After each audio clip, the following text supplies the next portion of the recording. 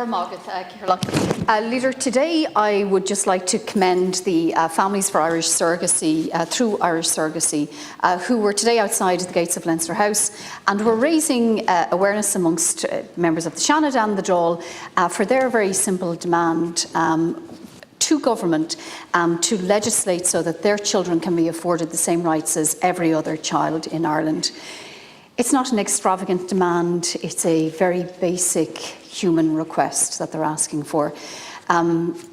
England legislated back in the 1980s. These families do feel failed by previous governments. They absolutely welcome the fact that this government has given a commitment to legislate, to create a legal and ethical framework that will protect everybody, children and parents.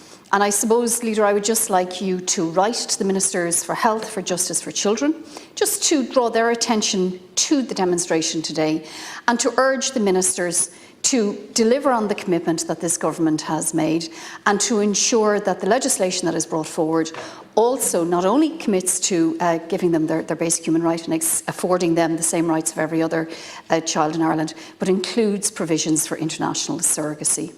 The second issue I'd like to raise with you, Leader, today is the issue of the vaccines. We're all very proud of the vaccine rollout, how Ireland has been such a huge success globally in terms of our vaccine rollout, and we commend everybody involved in that rollout. However, there is growing concern, Leader, amongst people who received the Janssen one-dose COVID-19 vaccine, and they're concerned about, I suppose, there's a concern out there about the waning efficacy of that vaccine.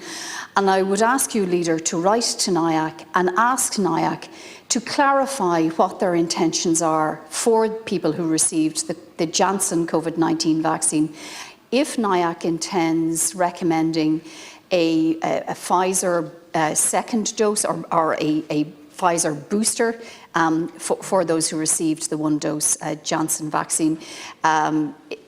Absolutely also want to commend everybody who's involved in the extending and the rollout of the boosters to those who are over 65, those in our nursing homes. And it's really welcome as well, obviously, that all of the frontline healthcare workers have also been approved for those booster vaccines. But the Janssen COVID-19 cohort are concerned and they need some reassurance. And if you could seek that reassurance, it would be most welcome. Gormagat.